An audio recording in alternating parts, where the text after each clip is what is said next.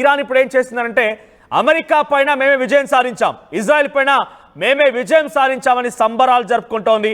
Iranian వీధుల్లో మొత్తం కూడా సంబరాలు పెద్ద ఎత్తున కోలాహలం నెలకొని, ఒక పండగ వాతావరణం నెలకొని ఇరాన్ ప్రజలు మొత్తం కూడా రోడ్లపైకి వచ్చి సంబరాలు జరుపుకున్నారు. దానికి సంబంధించిన విజువల్స్ని మీరు నా పక్కనే ఆ బాక్స్లో చూస్తున్నారు.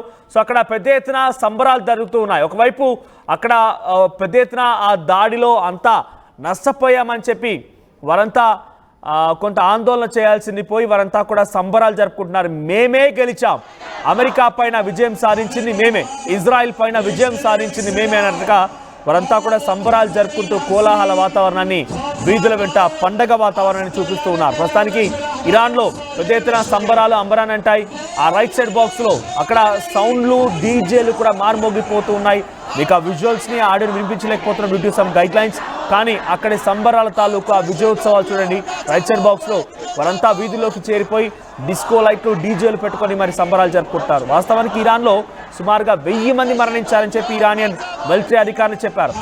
1000 మంది మరణించారు. 1000 మందిలో army chief, air force chief, పదుల సంఖ్యలో న్యూక్లియర్ సైంటిస్టులు, వింగ్ కమాండర్లు అందరూ కూడా మరణించారు. 1000 మందికి పైగా సామాన్యులు కూడా మరణించారు. సుమారుగా 1000 సంఖ్యలో అక్కడ మరణాలు ఉన్నాయి. సుమారుగా 5-6 వేల సంఖ్యలో అక్కడందరూ కూడా గాయాల పాలైపోయి చికిత్స తీసుకుంటూ ఉన్నారు. కానీ అక్కడి సంబరాలు మాత్రం అంబరాన్ని అంటున్నాయి. తామంతా కూడా విజయోత్సవ సంబరాలు జరుపుకుంటున్నట్టుగానే ఇరానీ వీధులు కనిపిస్తున్నాయి.